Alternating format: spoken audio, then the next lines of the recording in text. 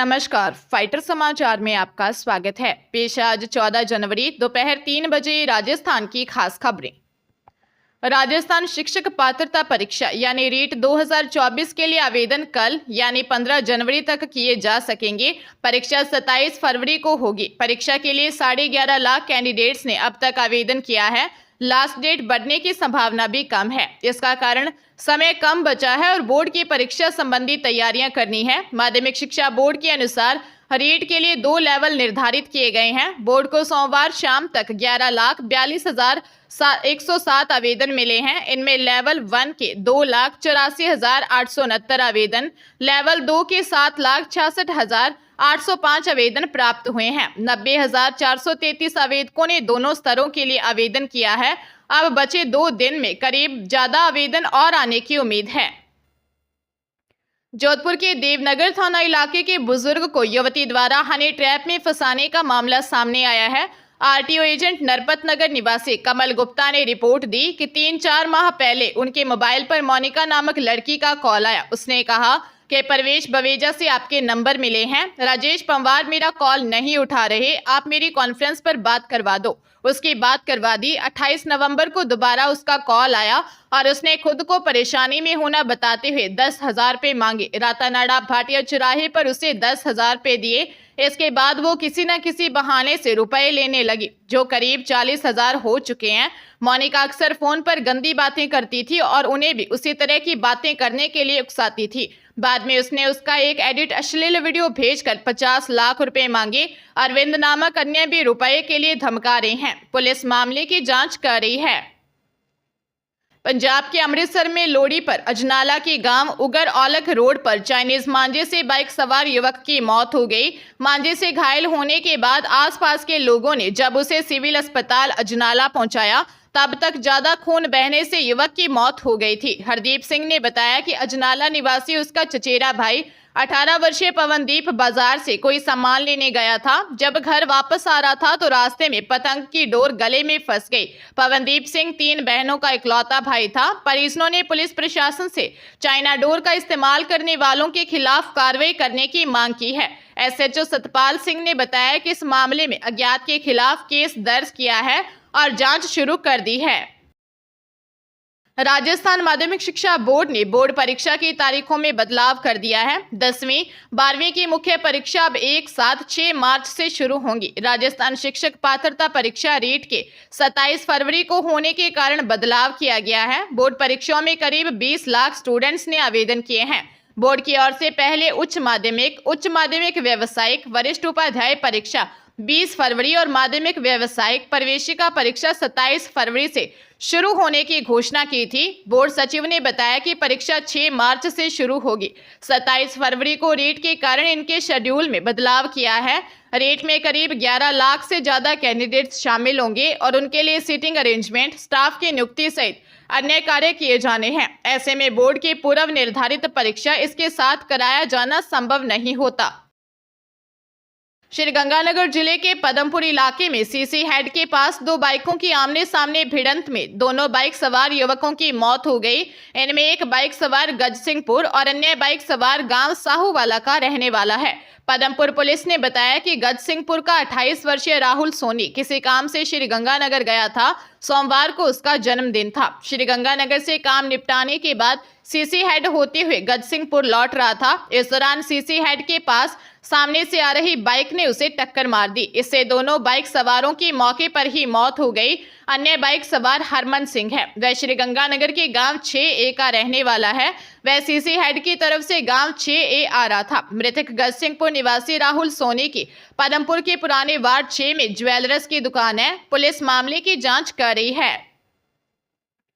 हरियाणा के रोहतक में Pandit Bhagwat Dayal Sharma university of health sciences यानी PGIMS में MBBS परीक्षा में घोटाले का मामला सामने आया है, जिसके बाद 2 कर्मचारियों को सस्पेंड कर दिया गया है। साथ ही 3 आउटसोर्स कर्मचारियों की सेवाएं रोक दी हैं। आरोप है कि कर्मचारियों ने छात्रों से पेपर पास कराने के बदले में 3 से 5 लाख रुपए लिए। एक छात्र ने इसकी शिकायत यूनिवर्सिटी के अधिकारियों से की, जिसके बाद घोटाले का खुलासा हुआ। अधिकारियों ने जांच कमेटी बनाई है जो 1 महीने में अपनी रिपोर्ट पेश करेगी। बैच 2022 की परीक्षा करीब 10 दिन पहले खत्म हुई है। 2021 बैच की परीक्षा फिलहाल चल रही है। 2020 बैच की परीक्षा अभी शुरू होनी है।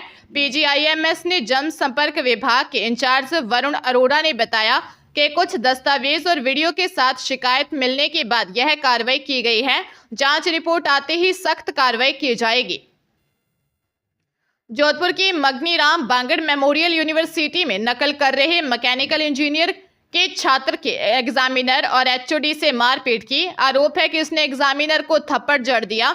वह यूनिवर्सिटी के computer science and engineering department के एचओडी को लात मारी और मुंह पर मुक्का मारा। रातानाडा पुलिस ने उसे गिरफ्तार कर लिया है। एएसआई रघुवीर सिंह ने बताया कि एमबीएस यूनिवर्सिटी के प्रोफेसर अमित मीणा और एचओडी श्रवण राम मेघवाल ने एमए फर्स्ट ईयर के छात्र महेंद्र चौधरी के खिलाफ रिपोर्ट दी है। कुलपति डॉक्टर अजय शर्मा ने छात्र को निलंबित कर दिया है। एएसआई रघुवीर सिंह ने बताया कि मैकेनिकल इंजीनियरिंग के फर्स्ट सेमेस्टर के एग्जाम के दौरान एग्जामिनर अमित मीणा ने महेंद्र को मोबाइल से नकल करते देखकर टोका तो वह बहस करने लगा और बाथरूम में भाग गया और मोबाइल फेंक आया। इसके बाद छात्र ने अमित मीणा और श्रवण राम से मारपीट की।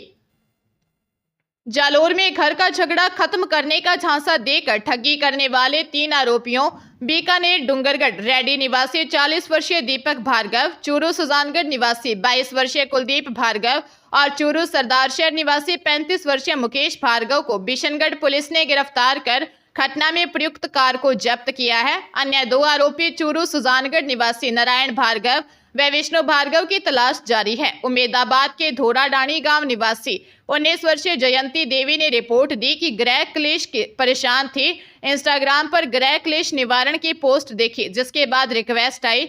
आरोपी ने खुद को पंडित बताया और वह उसके झांसे में आ गई। 10 जनवरी को अज्ञात नंबर से कॉल आया जिसने कहा कि एक लाल कपड़े में 5 सोने की वस्तुएं बांधकर तांबे के कलश में रख दो। 11 जनवरी को 5 आरोपी घर आए। एक व्यक्ति ने वो टोटका मंगवाया। इसके बाद पूजा पाठ के बहाने सभी को बाहर भेजकर लाल कपड़े में रखे जेवर बदलकर नकली गहने बांधकर चले गए। जोधपुर शहर के एक हार्डवेयर कारोबारी को क्रिप्टो करेंसी में ट्रेंडिंग में बड़ा मुनाफा कमाने का झांसा दे शातिर साइबर ठगों ने 5 लाख रुपए की ठगी कर डाली। प्रतापनगर थाने में कमला नेहरू नगर निवासी राजेश ने दी रिपोर्ट में बताया कि उनका हार्डवेयर का कारोबार है। जुलाई 2024 को उनके पास फेसबुक से स्वाति स्नेहा नामक एक फ्रेंड रिक्वेस्ट आई। एक्सेप्ट करने के बाद कुछ दिनों की बातचीत में उसने व्हाट्सएप नंबर से मैसेज किया। इसमें उसने बताया कि उसके अंकल जो अमेरिका में रहते हैं उनको क्रिप्टो करेंसी की ट्रेंडिंग में 20 साल का अनुभव है। वो उसे टिप भेजते हैं जिसमें निश्चित लाभ होता है। उसने अच्छा मुनाफा कमाने का झांसा दिया। विश्वास होने पर उसने 7 सितंबर को 50,000 और 10 सितंबर को 4.5 लाख रुपए भेज दिए। बाद में ठगी का पता चलने पर थाने पहुंचा। पुलिस मामले की जांच कर रही है। पीएचक्यू की ओर से चलाए जा रहे एरिया डोमिनेशन अभियान के तहत भरतपुर रेंज की स्पेशल टीमों ने 1283 ठिकानों पर छापेमारी कर 531 बदमाशों को गिरफ्तार किया है। भरतपुर रेंज आईजी राहुल प्रकाश ने बताया, एरिया डोमिनेशन के तहत बदमाशों पर कार्रवाई के लिए जिला स्तर पर वांछित बदमाशों की सूची एकत्र की गई। इसके बाद भरतपुर, धौलपुर, डीग, करौली और सवाई माधोपुर में 1036 पुलिस कर्मियों की 289 टीमों का गठन किया गया। टीमों ने 1283 ठिकानों पर छापेमारी की। गिरफ्तार 2 बदमाश महिला अत्याचार के मामलों में वांटेड थे। 24 बदमाशों की गंभीर वारदातों में तलाश थी। कुछ बदमाशों के खिलाफ वारंट जारी थे। 110 बदमाशों को प्रकरणों में गिरफ्तार किया गया है। कार्रवाई में 5 बदमाशों के पास मादक पदार्थ भी मिले हैं। जयपुर में हथियार की नोक पर एक बिजनेसमैन से लूट का मामला सामने आया है। विरोध करने पर बदमाशों ने उसे घायल कर दिया। पासवर्ड पूछकर ऑनलाइन बैंक अकाउंट में रुपए ट्रांसफर कर बदमाश फरार हो गए। शिवदासपुरा थाने में शांति विहार निवासी पीड़ित बिजनेसमैन मनोज कुमार जैन ने दी रिपोर्ट में बताया कि वह मुहाना मंडी में आड़ती है। वह सुबह घर से मुहाना मंडी के लिए निकला था। पैदल जाते समय नकाबपोश 3 बदमाशों ने उसे रास्ते में पकड़ लिया।